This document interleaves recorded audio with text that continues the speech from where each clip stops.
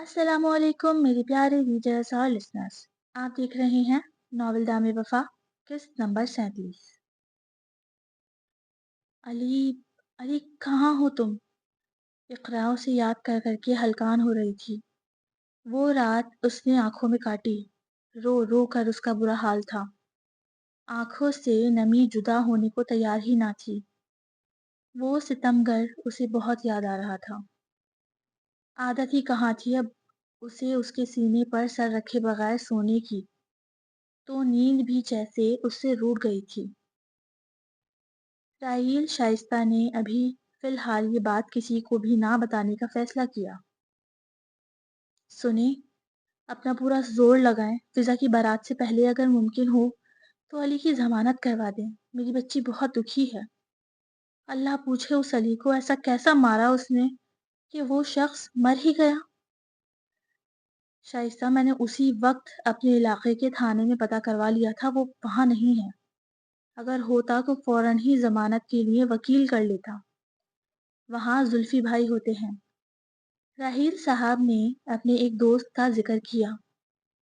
سمجھ نہیں آ رہا ہے کیا کروں میں، کہاں ڈھونڈوں اسے۔ میں نے زلفی بھائی سے بات کی ہے، وہ دیکھ رہے ہیں، اسے ڈھونڈ رہے ہیں۔ اتنے بڑے بڑے کام ہو گئے لیکن کبھی تھانہ کچہری نہیں کرنی پڑی۔ کتنا برا سمجھا جاتا ہے ہمارے خاندان میں سب کو۔ ہماری تو عزت کا جنازہ نکل جائے گا جب سب کو اصل بات پتہ چلے گی۔ شائستہ بھی رو پڑی تھی۔ اس لڑکے نے جتنا ہمیں سہارا دیا، اقرا کو سنبھالا، ہماری عزت کو معاشرے میں بلند کیا، آج اتنا ہی مجھے دکھ پہنچایا ہے، میں اسے معاف نہیں کروں گی۔ ابھی شائستہ بیگم بول ہی رہی تھی کہ اقرا کمرے میں داخل ہوئی۔ وہ شائستہ بیگم کی بات سن چکی تھی۔ امی کیسی باتیں کر رہی ہیں آپ؟ وہی شخص ہے علی جس نے آپ کے ماتھے کے داغ کو اپنے سر کا تاج بنا کر رکھا ہوا ہے، اور مجھے یہ پورا یقین ہے کہ وہ آ جائے گا۔ میں پھر اسی طرح رہوں گی اس کے ساتھ۔ وہ زبان سے تو یہ امید بھرے لفظ بول رہی تھی لیکن اس کی آنکھیں اندھیروں کی عکاس بنی ہوئی تھی۔ ہاں، بات تو تمہاری ٹھیک ہے، اگر اتنا ہی تمہیں یقین تھا تو کیوں اس کا ساتھ نہ دیا؟ قاتل قاتل تم ہی کہہ رہی تھی اقرا اسے۔ ہم میں سے کسی نے یہ لفظ استعمال نہیں کیا تھا۔ ابھی اس کا وکیل بننے کے بجائے تمہیں اس وقت اس کا ساتھ ساتھ ہونا چاہیے تھا۔ شائستہ بیگم نہ جانے کس جون میں اقرا کو ہی لتاڑ چکی تھی۔ امی، اس کا ساتھ ہی دیا ہے میں نے۔ سچی محبت کا تقاضا یہی ہے کہ اپنے پیارے کی غلطی پر ساتھ نہ دیا جائے بلکہ اس غلط کو صحیح کرنے کے لیے اس کا ساتھ دیا جائے۔ میں چشمدید گواہ ہوں اس واقعے کی۔ قرآن پر ہاتھ رکھ کے قسم کھا کر اس دنیا سے اس کے لیے لڑ کر بھی انصاف لے کر رہوں گی۔ میں انصاف کے ہر در پر دستک دوں گی۔ روپوش ہو جانے کا مطلب تو یہی تھا نا کہ وہ گلٹی ہے، اس نے گناہ کیا ہے، جب ہی چھپ رہا ہے، لیکن وہ ملے گا تو ضمانت کے لیے درخواست دیں گے نا۔ قریب کے تھانوں میں پتہ کروا لیا ہے، وہ کہیں نہیں ہے۔ ابو، شاید اس علاقے کے قریب کسی تھانے سے آئی ہو پولیس جہاں واردات ہوئی تھی، میں پتہ کرواتا ہوں۔ اور شائستہ، وہ پہلے ہی دکھی ہے، پریشان ہے، کیوں اسے مزید اپنے الفاظوں سے دکھ پہنچا رہی ہو؟ راحیل صاحب نے اپنے نرمی سے بیوی کو سمجھایا تھا۔ میری فکر شاید آپ دونوں باپ بیٹی نہیں سمجھ رہے ہیں، صرف علی کی فکر ہے، لیکن یہ نہیں سوچ رہے کہ اب لوگ پرسوں جب سارے خاندان میں اقرا بغیر علی کے جائے گی تو لوگ کتنی باتیں بنائیں گے۔ جتنے منہ ہوں گے اتنی باتیں ہوں گی۔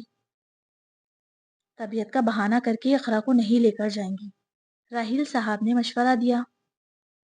آپ نہیں جانتے، سب یہی کہیں گے کہ ایسی کیا طبیعت خراب ہے کہ بہن کی شادی میں آ کر نہیں بیٹھی، اور اگر وہ نہیں ہے تو کم از کم اس کے شوہر کو آنا چاہیے تھا۔ ہم کب تک یہ بات سب سے چھپا لیں گے؟ اندازے لگانے میں تو ویسے ہی سب بہت ماہر ہیں، ایسے موقع پر جو یہ سب کچھ ہو گیا ہے، میری بیٹی کا قسمت، اس کے وجود کو پھر سوالیہ نشان بنا دیا جائے گا۔ شائستہ بیگم کی بات درست تھی، اسے سن کر سبھی خاموش ہو گئے تھے۔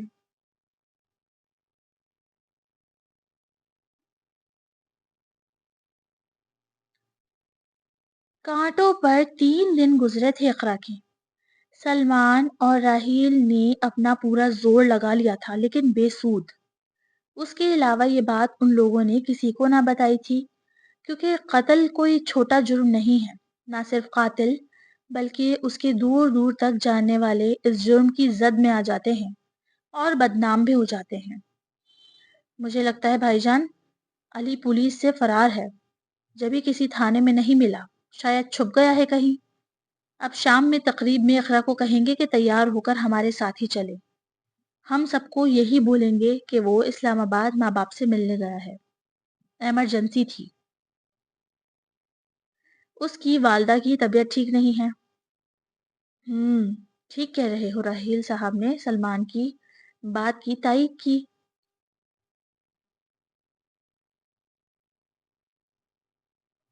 ہال میں رنگ و بو کا سمندر امنڈ آیا تھا۔ سارا خاندان اپنی پوری تیاری کے ساتھ وہاں بارات کا انتظار کر رہا تھا، جبکہ لوگوں میں رزاق، عامر اور اس کی بیوی ثانیہ بھی تھے۔ فضا کی دادی نے ان سب کو بھی مدعو کیا تھا۔ رزاق نے تو خیر معافی مانگ لی تھی راہیل صاحب سے، لیکن عامر فضا کے چچا کا بچپن کا دوست تھا، تو اب منظر یہ تھا کہ آگے کی ایک ٹیبل پر اپنا بھرا پورا وجود لیے واجبی سی تیاری کے ساتھ بیٹھی تھی اقرا۔ اس نے ہر فنکشن کے لیے الگ جوڑا جولری اور سینڈل لی تھی، لیکن ابھی وہ ان میں سے کوئی چیز استعمال نہ کر سکی۔ شائستہ بیگم نے اپنا ایک فینسی جوڑا اسے پہننے کو دیا۔ ہلکا میک اپ اس کے چہرے پر بکھری اداسی اور پریشانی کو چھپانے میں ناکام تھا۔ جس دل سے وہ یہاں آئی تھی بس وہ جانتی تھی۔ جب سے عامر کو پتہ چلا کہ اقرا یہاں اکیلی بیٹھی ہے، وہ مسلسل جان بوجھ کر اپنی بیوی کی کمر میں ہاتھ ڈال ڈال کر تصویریں بنا رہا تھا۔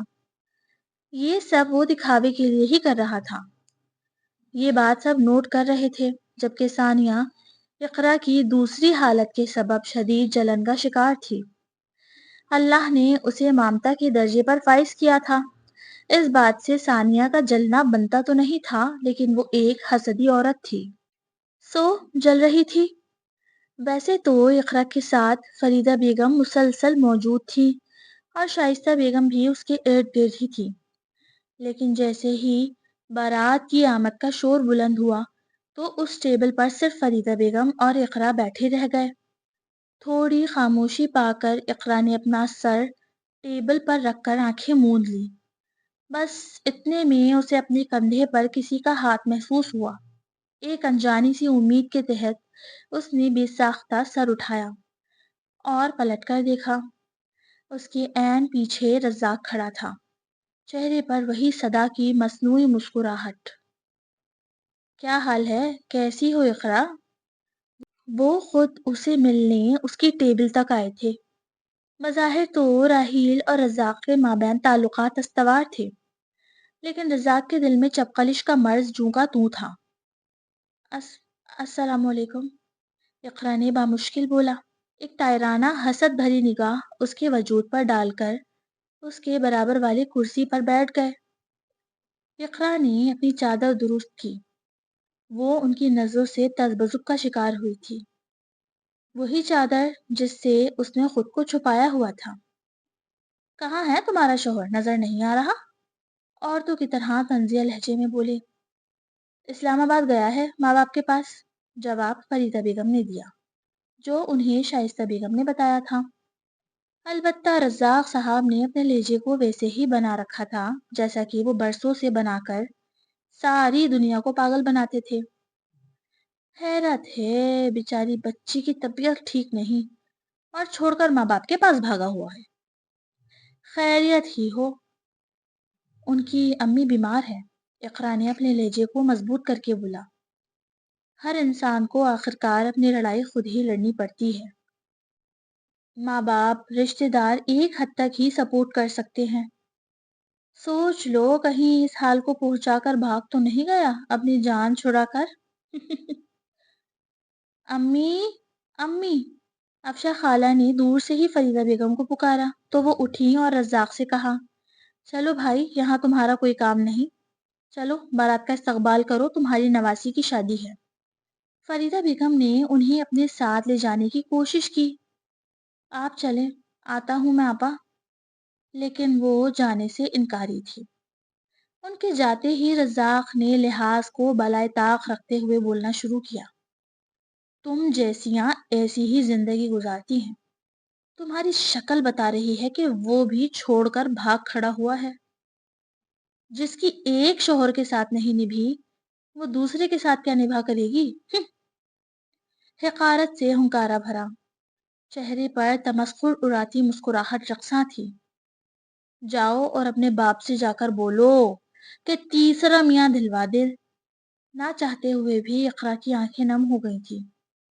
اسے اپنا آپ، اپنا وجود سوالیہ نشان لگ رہا تھا، کیونکہ وہ کہیں نہ کہیں غلط تو نہیں کہہ رہے تھے۔ ہائے ہائے، اللہ بیٹی دے لیکن ایسے پھوٹے نصیب کی نہ دے، وہ حقارت سے کہتے ہوئے پلٹ گئے۔ اقرا ایک لفظ بھی بول نہ پائی، حلق میں آنسوؤں کا گولا سا پھنس چکا تھا۔ زبان سے تو کچھ نہ نکل سکا، لیکن دل سے صدا بلند ہوئی تھی، علی آ جاؤ، مجھے آج تمہاری سب سے زیادہ ضرورت ہے۔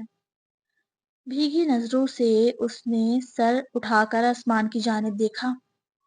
ہال کی بند چھت سے نہ اسے آسمان نظر آیا نہ آسمان والا، لیکن دل سے نکلی صدا دعا کا وہ درجہ پا گئی جسے مقبولیت کہتے ہیں۔ رزاق سارے ہال میں سینہ چوڑا کیے گھوم رہا تھا اور گاہے بگاہے اقرا کی حالت زار پر تبصرے کر رہا تھا، مقصد اسے ذلیل کرنا اور بدنام کرنا، جبکہ عامر کا پورا فوکس اس کے ارد گرد منڈلانے کا تھا۔ وہ جتا رہا تھا کہ میں تو بڑا خوش اور مطمئن ہوں بیوی کے ساتھ، جبکہ حقیقت میں اس کی زندگی اس کے بالکل برعکس ہی تھی۔ اور تم یعنی اقرا بدحال اکیلی بیٹھی ہو۔ وہیں ثانیہ نے موقع پر چوکا لگاتے ہوئے ایک کارروائی ڈال دی تھی، اپنے حسد کے ہاتھوں مجبور ہو کر۔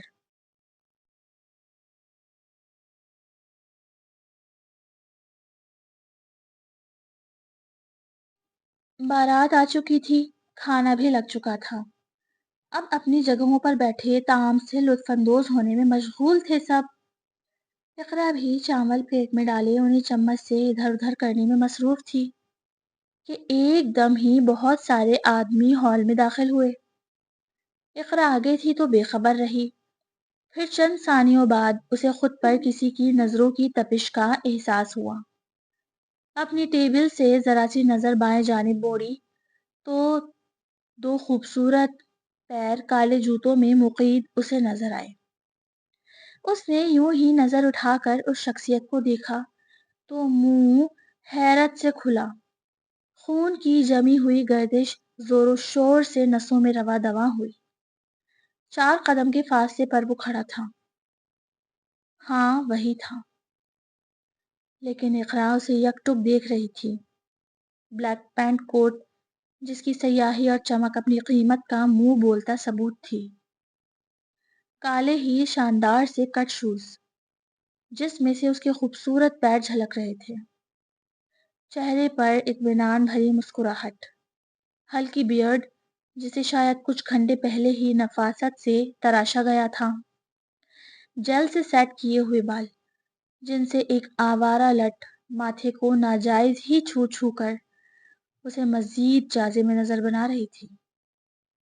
پینٹ کی جیبوں میں ہاتھ ڈالے وہ اسے محویت سے دیکھ رہا تھا، لیکن وہ اسے اتنا تبدیل کیوں لگ رہا تھا، اتنا الگ الگ سا؟ کیا اس کی تیاری مختلف تھی یا کوئی اور بات تھی؟